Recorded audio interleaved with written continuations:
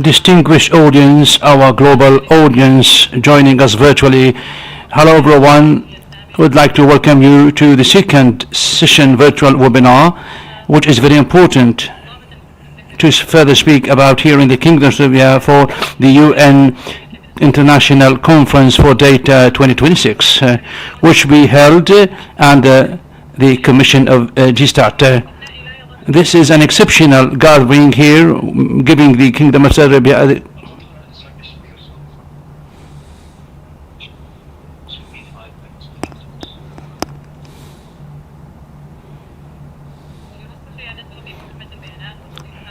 in order to serve human beings first. With this in mind, would like to welcome you to this panel discussion organized by GSTAT in close cooperation with the Ministry of Health about the figures and numbers pulse about data for the sake of health.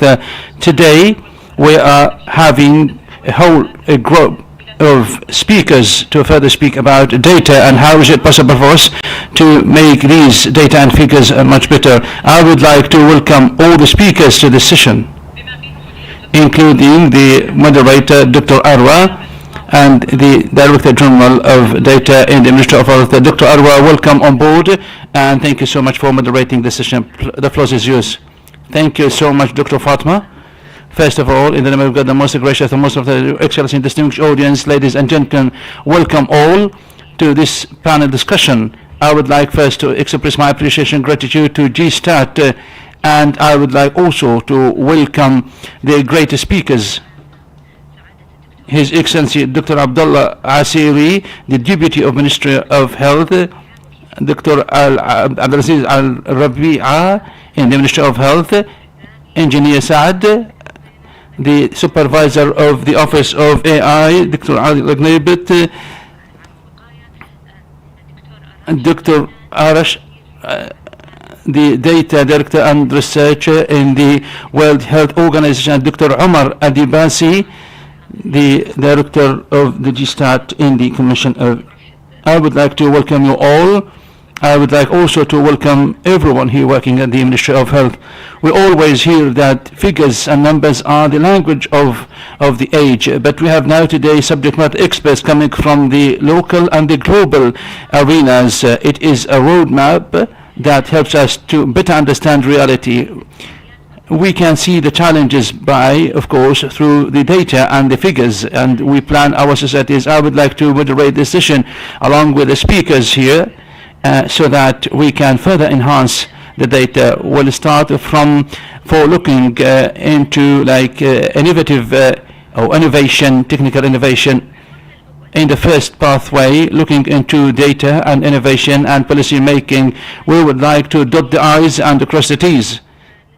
We would like to speak about the deep understanding of data figures and how we can use them to make decisions, wise and robust decisions.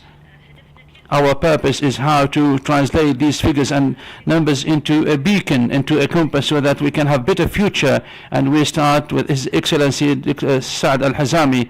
Engineer Saad, based on your experience, how is it possible for us in the Ministry of Health, how is it possible for us into something that is predictive insight so that we can have better understanding? Is it possible to, for example, what is it that has been there done? Because they are very important. And how is it possible that technology has been added? Thank you. Thank you so much, Doctor. Thank you so much for the GSTAT, for the invitation for this webinar, virtual webinar, because it is important for everyone. Back to your question. Today, thankfully, investing in technologies, particularly in the health arena, of course, this has provided us with a state-of-the-art technology platform to better understand data and figures. Particularly when it comes to the healthy community or society, it is totally different now. In order to explain the image more clearly, what you see here, it is a platform. It is a demographic healthy and health platform with Dr. Abdullah Al-Asiri on board. Of course, he is our good father and our reference as always. The role of data today as quantity and quality is very important. What is it possible for us that we've been done successfully is we have reflected all the data and figures and numbers across the Kingdom of Saudi Arabia.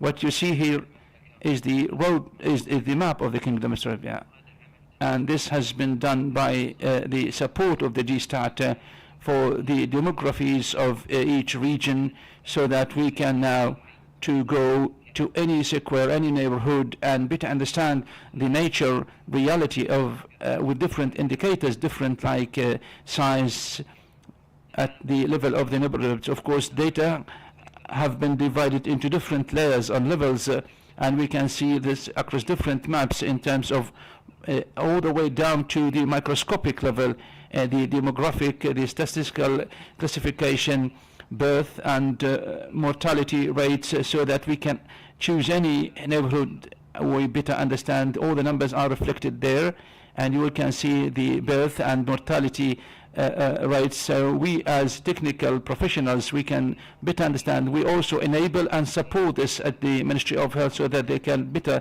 benefit from the data, figures and numbers to make better solutions, better decisions and better policies. In addition to the demographic distribution, we can also see the same distribution, the same way, the same method at the level of the Kingdom of Saudi Arabia in terms of like protection, prevention, in terms of obesity, in terms of diseases, in terms of long life diseases, different comparisons, different benchmarkings across the platform. So in addition to this, of course, we can also see the segmentation of society as a whole, the whole segmentation from one almost each and every characteristics and nature of anyone, and each segmentation or item, each slide or segment, there are different like preferences and different details, different classification in terms of the risk hierarchy, like the top, the T1, the T2, the T3, and also the people that require more prevention and more intervention actually. And we are going through the transformational sectoral transformation for the healthcare method or a model that has been adopted, that is resilient, agile, that goes smoothly. All this, of course, has been reflected. The interventions made or yet to be made are always clear. Through this kind of interactive and proactive model is handy and easy. In addition, we have made this possible to build a co-host, which means that the health tasks and assignments are different across the different sectors in the ministry and elsewhere. So you can build any cohort you need, you can identify all the variables, and you keep the cohort. In addition to this, of course, what is good about this and updated is the risk screening. Risk screening is that people who have not been impacted by this kind of disease or that disease, but we can identify, we can expect and identify or at least anticipate this kind of diseases if prevalent or yet to be prevalent. In addition, we can identify, there are different things that we can talk about this, but please stop me when I have to. So through this method, through this approach, we can see different aspects like chronic and chronic diseases that impact the health of society, as like diabetes, obesity, high blood pressure, and cancer, breast cancer, and other types of cancers. We can also identify those people subject to such kind of or prone to these diseases, or they have like visited doctors' clinics, or those who have like conducted analyses. We can have like better information, better data about the people. Additionally, this is what I want really to talk about, and given the brevity of time, the time of pressure, if you have any other time, I can further speak about. Thank you ever so much, Engineer Saad. Thank you so much. We really enjoyed the way you walked us through the figures and numbers and how you reflected this into insights. And you also talked about demography and how this has been our great Professor Dr. Abdullah Asiri is also talking about the demographic health and how is it possible that they can help us, like with Dr. Abdulaziz, for the community health. And you talked about the pathological data and figures and how is it possible for us to anticipate and prevent such kind of diseases. We know that one of the most important indicators in health and other related issues is the expected lifespan at the time of birth. The Kingdom of Saudi Arabia really has made great targets, and it was such a great success journey that is based on quality. So could you please talk about the most important challenges? But again, prevention plays such a great role, and how is it possible for you to walk us through? Thank you so much. Hello everyone, good afternoon. Thank you so much for this invitation, and thank you so much for this insightful webinar. Thank you so much. And thanks go to our great speakers as well and experts. As Dr. Arwa said, and Engineer Saad talked about data and how data can be well reflected on policy making and decision making across the Kingdom of Saudi Arabia recently. Of course, the importance of mortality data has been led by His Excellency Minister and the Minister Vice, which plays such a great role in the Kingdom of Saudi Arabia. We've been working across 4 years. It is the first time where, of course, we invested the mortality data in terms of quantity and quality. And the, of course, impact has been great on the Kingdom of Saudi Arabia, along with the world organizations, health organizations. Of course, this includes the health sector and other sectors related to support the national efforts to complete the fight, to complete the efforts. So they play such a great role, actually, across different indicators.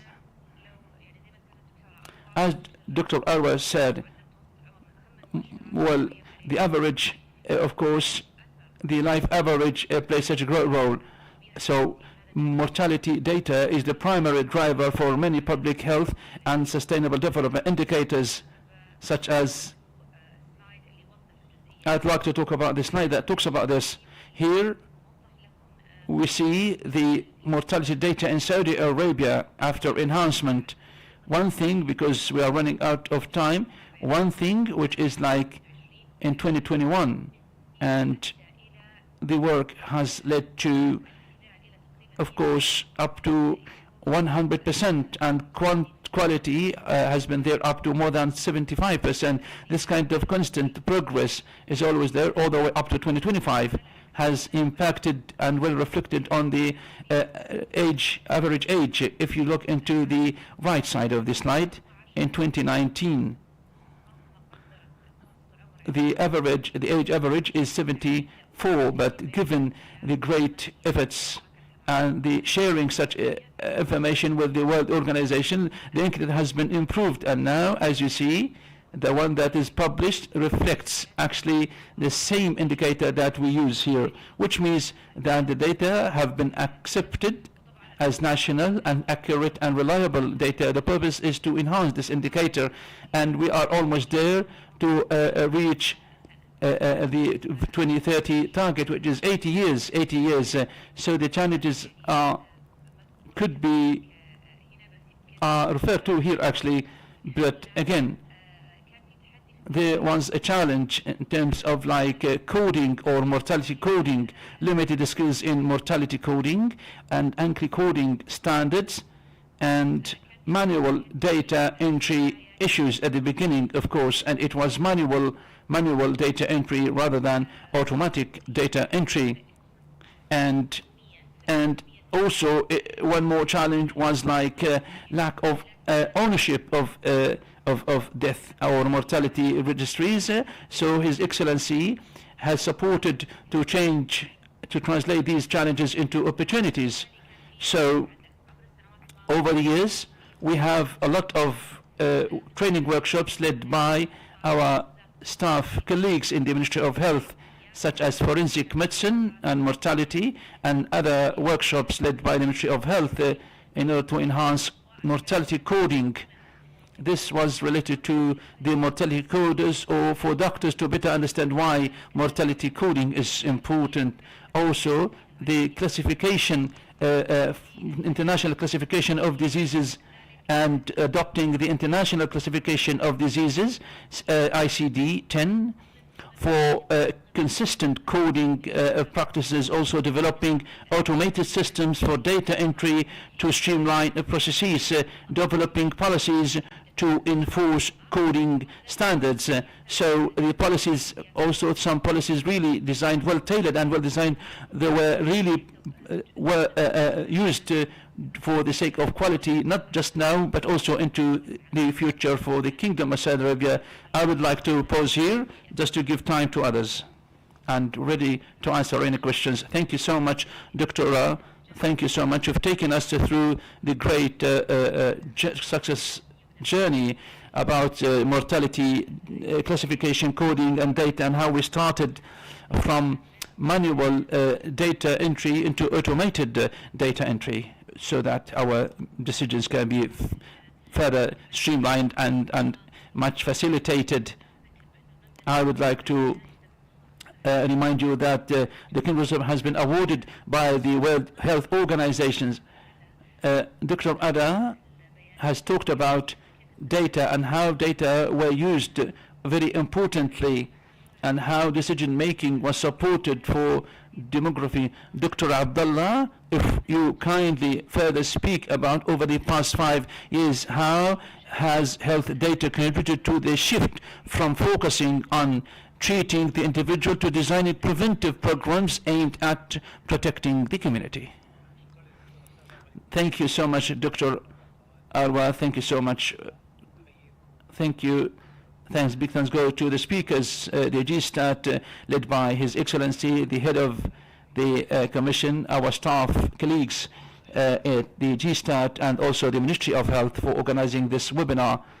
We always seek to share such data and also further explain the well-established relationship between the Ministry of Health and the GSTAT to further explain the real reality, or the reality in the in terms of the population here in the Kingdom of Saudi Arabia.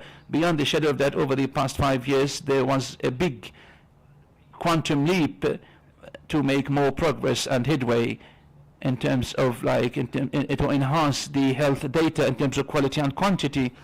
It was a highly advanced data journey for better quality and better quantity. The most important features and characteristics is the great improvement made in terms of the civil data and the civil registry data, and the most important of which was the data registries, and there was also birth data. All these, of course, have helped to build the bedrock to translate the health transformational targets as of or as aligned with the Vision 2030. The most important is the transformation from providing treatment or medicine individually into proactive medicine and protection and treatment. So we need well-documented and accurate data that reflects reality into as much as possible, so that we can build or make our policies and make our decisions for the human health. More than 2/3 of the health identifiers or determinants are society related and environment related. So impacting such data should always be the focus of the health investment, and this is the core of the transformation, the health transformation, and the model of the Saudi, the new model of Saudi Arabia. So the success has always been joint and shared, not just at the Ministry of Health, but also across the Kingdom of Saudi Arabia, for each and for the improvement of the health quality. and this is very important, most important of which is the data registry, followed by the data of the birth rates data and the national surveys that, of course, we have almost completed 2 surveys, and this will help us to redefine the health roadmap and also direct and inform the health policies. The improvement made across the data has well reflected on the health of the Kingdom of Saudi Arabia, not just at the national center or the government center, but also at the global level. The indicators are also very important for the World Health Organization, and they are now being remapped, redefined, revisited. It is clear that there were inaccurate expectations or estimates or assessments, and there was a kind of reducing the health or maximizing some factors that did not play such a great role on the human health, while other factors that were downsized or diluted and watered down. So this is the direct impact for the great work over the 5 past years to enhance the health data. Thank you so much, Doctor. You talked about the data of mortality and birth, and this is that I would like to talk about with Dr. Omar Adbasi. You also talked about well documented and reliable and accurate data that reflects policies and decision making processes, also changing the policies that help to enhance the health. Abdul Aziz, also based on your experience in terms of planning legislation, Doctor, how is it possible to ensure these statistical data that they will help to make better policies that go in line, and also what are our applications across the health sector? Thank you so much. Peace be upon you all. Thank you so much, Doctor, and thanks for the moderators of the virtual webinar, and thank you also for the invitation. Dr. Abdullah and Dr. Ada have talked about some aspects, but today we have moved from building infrastructure for data all the way up to different platforms. We have big data, and we have now 35 million subscribers or beneficiaries at the platform. This has provided us with the momentum, with the data, with the challenge. How is it possible for us to filter these data to go all the way to make better decisions and better policies and translate them? The vision has such targets from level 0 all the way up to 4, as you've said, starting from the average age. If we take this indicator and go across traffic safety, for example, we have a ministerial committee led by His Excellency the Minister, led by co-chaired and co-led. We have different indicators other than, of course, the health sector. That is why we need policy-related interventions. So we have different policies have been made to support better to support us to reach the targets all the way up to 2030 at the age of 80. We have also another platform for the policies led by His Excellency the Minister, and also how is it possible for us to see the common factors between the Ministry of Health and others in order to make policies. This per se has really helped us to build national frameworks and policies, and also we have high levels of indicators for the decision making processes. Financial sustainability plays also a great role, and the best areas to invest.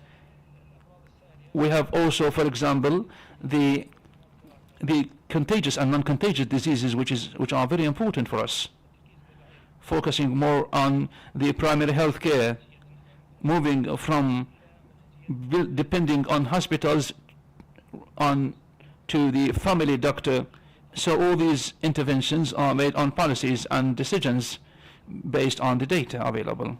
Thank you, Doctor. Thank you so much, Doctor. So such interventions are very important, which led to, of course, policy or making better policies for better health, and the great efforts made by the health sector across different committees, not related to health, but also that are very much cooperating with different sectors to make better policies that will be of great importance to human health. Back to you, Dr. Omar. This is now the era of massive administrative records and real-time data that we are talking about. What makes field service, an indispensable strategic tool for ensuring the accuracy and reliability of health statistics.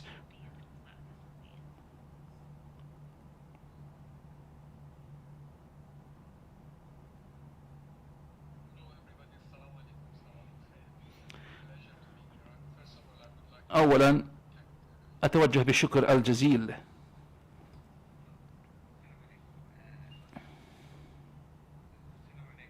Hello everyone.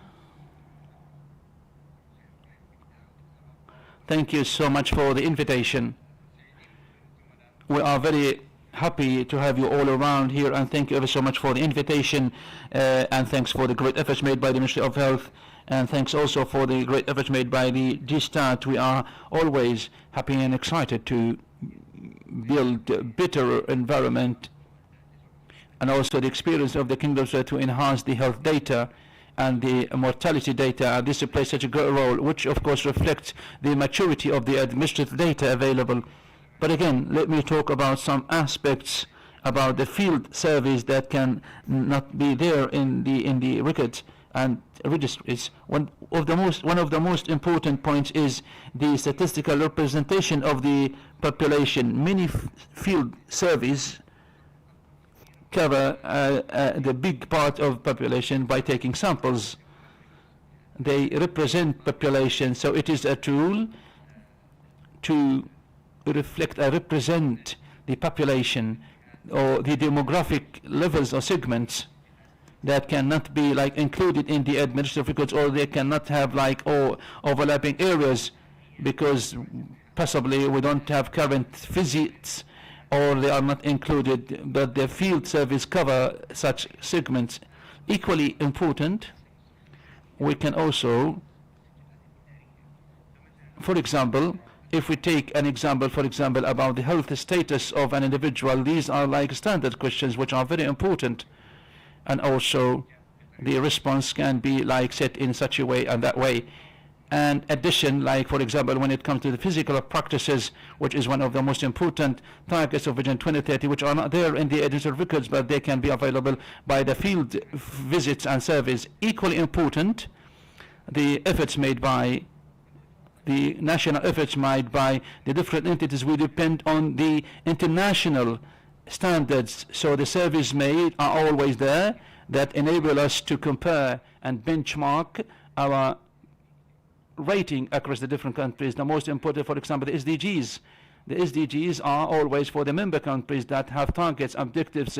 So when we are part of, when these are included in the field surveys to measure and better understand our targets. The other point, or the final one, of course, the field surveys really represent an integrated part.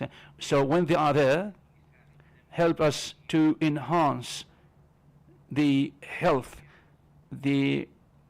and also ensure the accuracy of the data, statistical data across different sources. So beyond the shadow of doubt, these are very important. The data are very important. What we see currently is across the region is always to be from field surveys to be like always informed decision policy, informed policies, so that we can, what we see today can be part and parcel of the future statistical future work. Thank you ever so much for this classification. There are theories. Some, of course, people say that data will overrule the field surveys and would like to have one question for Dr. Ash and one global dimension. Dr. Arash, if possible, could you further explain how is it possible the quality of data help to bridge the gap of data across the World Health Organization, particularly when it comes to the kingdoms of, and how these have been implemented in order to have better and accurate readings of the health status, particularly for the countries that do not have a lot of registries or records? Dr. Arash. Good morning, Sabah al-Khair. Salam alaikum, everyone. It's a pleasure to be there. Absolutely, many thanks. It's my pleasure to be with you. I'm very grateful for the invitation of the Minister of Health, Wizard Saha, and also the GStat colleagues. So this, I was listening with a lot of interest to colleagues' presentation, and whatever I'm going to say actually was very beautifully presented. So what I want to highlight, if I want to summarize, the progress we've observed in data systems for health in Saudi Arabia over the last few years has been absolutely amazing. I mean, this is excellent progress. I mean, the progress is not just what we've seen is better health estimate, better estimates for related to health data. Mortality is only one example of those, but in all areas of related to that. But more important is that better development of systems that generate the data. I mean, we heard from GStat colleagues, so the issue of civil data. And what Minister of Health in Saudi Arabia has done in enhancing data for mortality is actually enhancements of civil data at the same time. This is also very impressive. So it's not just the data itself, the system that generates, and then linking that with decision making. That's, I mean, the key element. And on decision making, we talk usually in two areas. One is the policies, generating evidence for major policies and decision, but also on day-to-day decision making. What I find also impressive in the progress we've observed is the second part as well. So linking with the distribution of patients between beds, identifying key gaps and priorities, and all of those are, I mean, really important.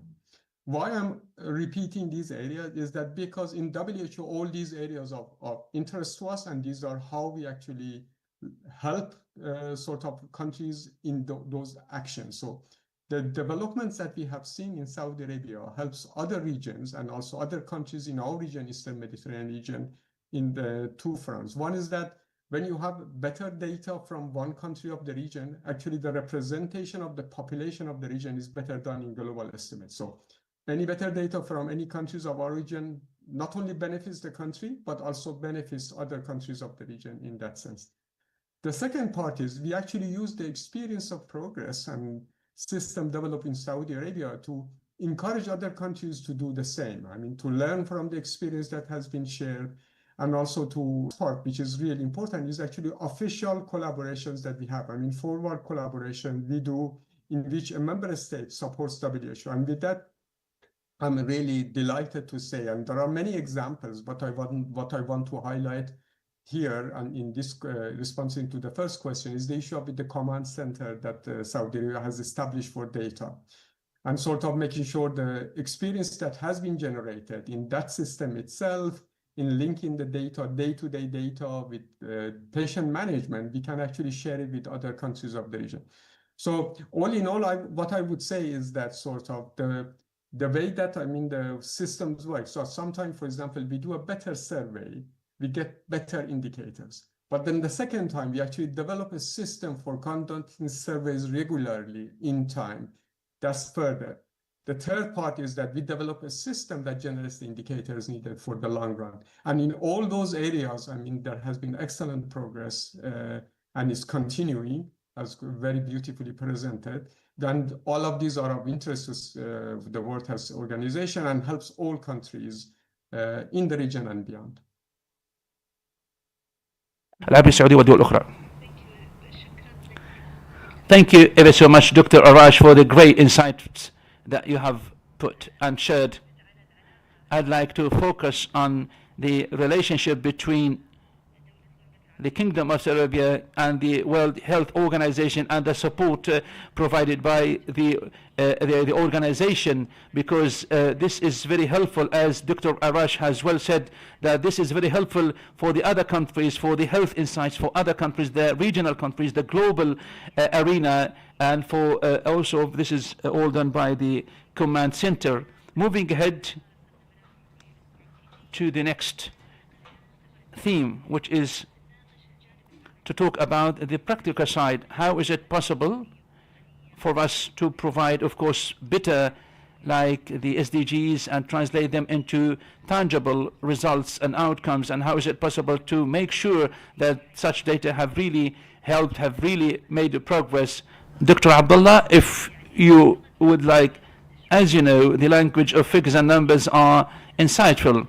Numbers are predictive language based on your experience. How can we use the language to predict health and epidemic crises before they occur? Thank you so much for this question. COVID-19 pandemic, for example, is an example, a telling example, a recent example, that data and the accuracy of data would help to reach to the infrastructure required. How is it possible, for example, that the Kingdom of Saudi Arabia has been able to come out of pandemic, COVID-19 pandemic, with the least losses and risk possible? This is based on the huge data, health data, which of course helped the decision makers to have better decisions, better policies. If we did not have, of course, subject matter expertise and focused knowledge, like and this is all due to the grace of Allah and the support. If we did not have knowledge of these and the ability to reach out to all the citizens, residents, the applications on the internet and on mobile phones, we couldn't have made it possible to deal with the COVID-19 pandemic in real time. Equally important, and by the same token, so many contagious diseases, whether like by vaccine or non-vaccines, the data are always the key drivers to control such diseases. And we in the Kingdom of Saudi Arabia have a list of these contagious diseases that are always there to be removed, and this won't happen unless otherwise we have reliable and accurate data that reflect reality across community for better immunity, community immunity. If we look into other sides, such as, like, for example, the non-contagious diseases, which are very, not just in the Kingdom of Saudi Arabia, this is very important. They are very important, to be honest, and the registry data are very important, would give clear-cut image and more accurate image about these diseases and the drivers or the triggers that impact the status of such diseases across society. With this in mind, the health policies, whether protective or preventive, would always help. With these data made available, of course, help the Kingdom of Saudi Arabia to make such progress and headway holistically or comprehensively, which is a compound indicator or index, sorry, having so many indicators for the contagious and non-contagious diseases.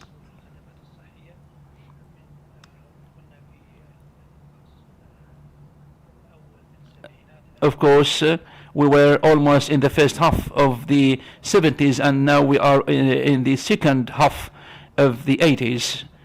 We have not been able to make it possible, of course, unless otherwise we have such a great subject matter expertise and focused knowledge and reliable and accurate data that inform us and also used as evidence, proof for other entities, relevant entities, for such kind of measurement and assessment. These are such practical examples how can we use such language to protect health and epidemic crises before they occur? So the Kingdom of Saudi Arabia has been able to provide these data and make much way and success stories. Thank you so much, Dr.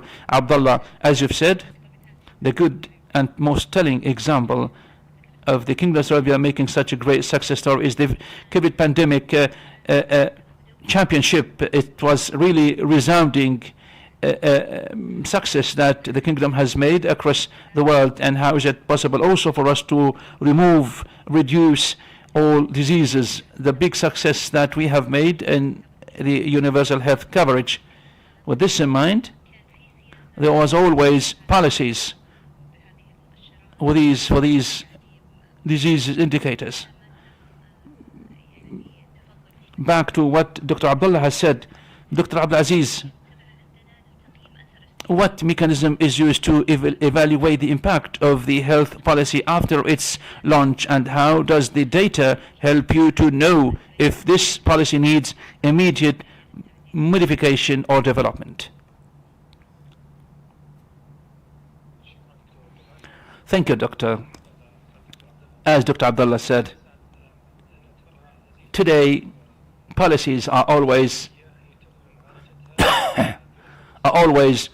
looked as live documents. So policies go through different stages from design, adoption, launch, follow-up, and measurement. Or today we have two dimensions for any policies. Do we really have a challenge when the policy is designed? It is very important to identify it, to have a better understanding of such kind of challenge, if any. Also, do we have any administrative challenges when it comes to implementation? Now, in the ministry, we have like different dashboards at the command center, and this gives us like a comprehensive look into all the programs, initiatives, and policies. So, when it comes to the implementation of the policy, it is very important to better understand if the policy has been there to implement everything. For example, the early check. For example, if this individual has been early checked, so what about like a treatment, or does this person need like more information, more follow-up? So it is very important to have like an agile way to identify this regularly. For example, we have a good experience about the dual practice certificate. First, we developed and implemented the programs where we identified certain standards. When it was launched, some indicators were identified and some standards need like to be modified, and this is a good example how we can identify, like for example, the working hours for doctors in the private sector or public sector, and how such kind of data can be modified, can be like documented, can be revisited, identified, re-identified. And in the Kingdom of Saudi Arabia, we have different experiences. How is it possible for us to follow an approach or methodology, to follow an agile approach methodology? Thank you. Thank you so much. The big dependence on data is very important for the policy making and analysis. Engineer Saad, this is for everyone. Engineer Saad, how did artificial intelligence enable us to transform the massive amounts, and how can we ensure about our personal and private data and information? This is a very important question. This is very important. And what is it that we have to do is always we have to ask about the privacy, the data privacy. With all the revolution of AI, we have gone beyond using the live data or real-time data, because the predictive data, as we've seen in the examples, we are talking about looking forward, looking or futuristic forward, and these are still not real, but these are just like anticipatory and expected. In the near future, with all the developments, we will have new patterns and new models and new data models that we always have constantly to identify our ability to provide a governance for them. Because to be real, if we look into all the data available across all the sectors, all the systems, and we take this sensitivity and the privacy and criticality, the health data are at the top. So dealing with any data should always be confined and limited to what policies provide. In Sadaya, they have developed different policies such as the personal data development. In this period of time, the legislations there, regulations are all provide for the privacy of data, personal data, just for the safety and integrity of the community and society. So taken together and combined together, we need to be always focused on data. The data office at the ministry was established. Even before that, of course, we have such a great focus on the national data, which means that our leaders are always interested and very much keen on the data governance and the privacy, particularly when we talk about providing such services and we go beyond the analysis and detection and prevention or intervention. There are different aspects that we have to take in mind. There are different policies that we always have to take in consideration. The purpose is to protect personal data and privacy, and the predictive data are always need to be ensured, and data should not be made accessible to anyone who is not authorized. And also the consent of the consent should be always sought before, of course, accessing such data or personal data. So the topic is very critical, and we take it always as top priority, and there is always a balance that we have to strike. When you push the wheel into innovation and you look into governance, so if someone is drawing a square and you want to break it to get out of the square or box, inevitably, so you have to be innovative, but you don't have to break the rules and the basics and the foundations. So it is a constant and renewed assignment or mission, as always, and we have to be very careful. So yeah, personal data and the privacy are very important, and the sector work is very important as well, and the cooperation and coordination are always very important when it comes to data sharing, regulations sharing, and legislations are always very important. Dr. Arash, in the same vein, in the face of cross-border health threats, how does the real-time exchange of data make the difference in activating early warning system to prevent threats from becoming regional epidemics?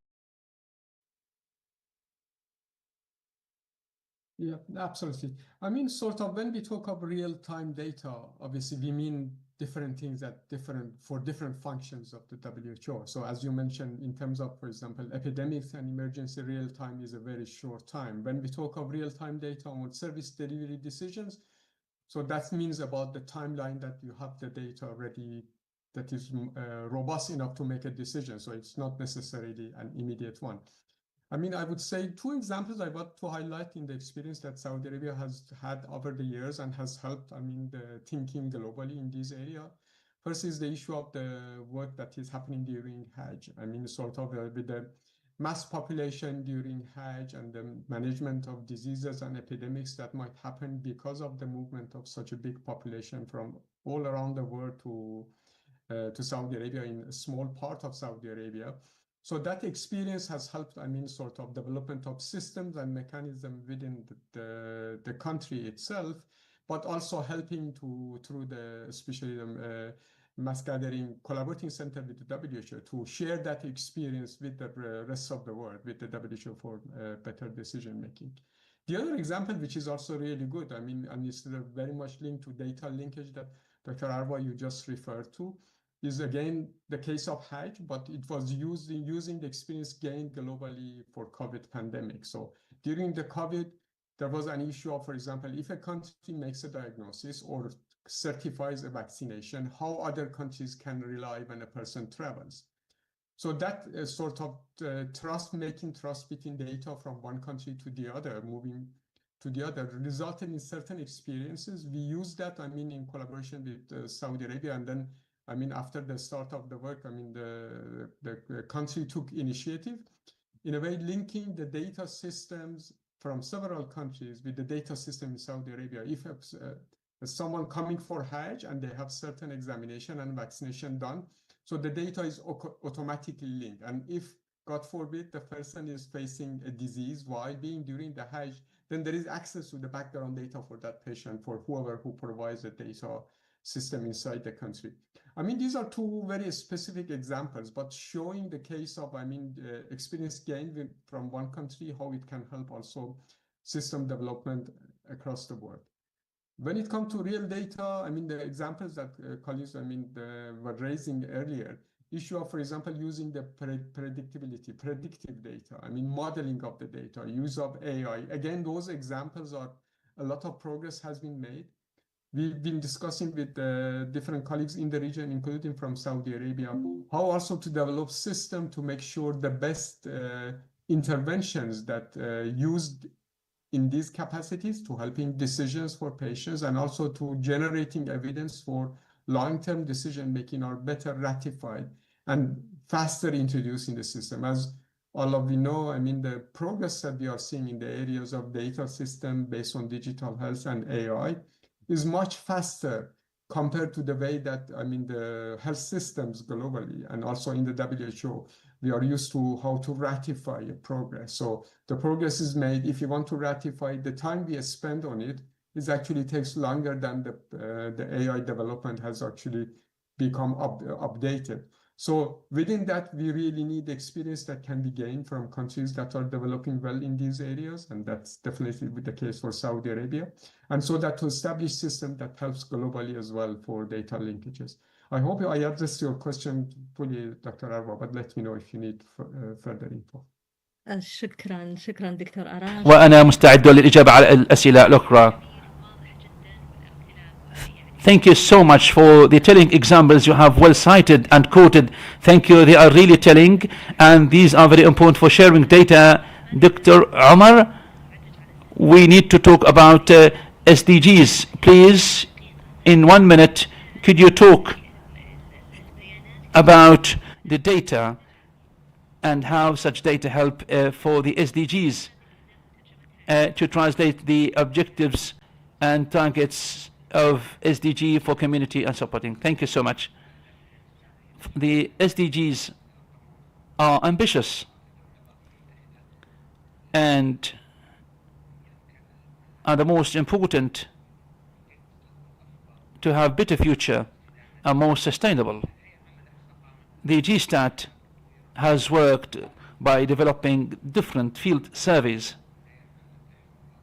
and the most important product was the national survey and other surveys translating such indicators outcomes into realities that can be measurable is that the one that we adopted, and the accuracy of each indicator and also the smart development of the indicator for the digital document and forms templates so that they are streamlined and facilitated to be communicated and shared with the community members, activating activating different dimensions. One more thing, which is like the community awareness about statistics, how important it is. I mean, the surveys when it comes to, because citizens are our partners when it comes to the quality of data.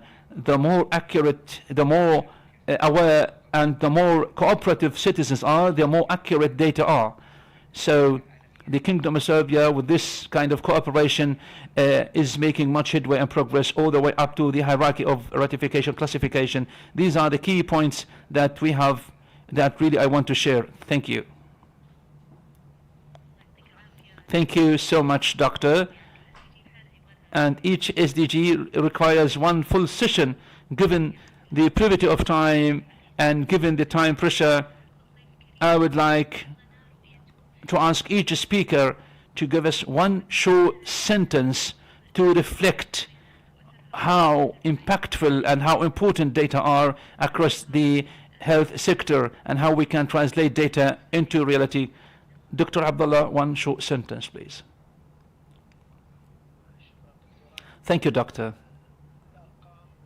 Figures, numbers are not just like silent tables. They are the real pulse that can guide us to better health, and it is the beacon that guides us to a better future, safe future. Thank you so much.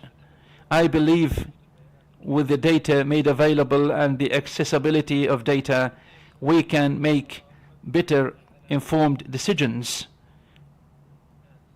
driven by such data, accurate and real-time data. So we have bigger and better opportunities to translate such policies into reality. Thank you so much, Dr. Omar. Dr. Ada, thank you so much.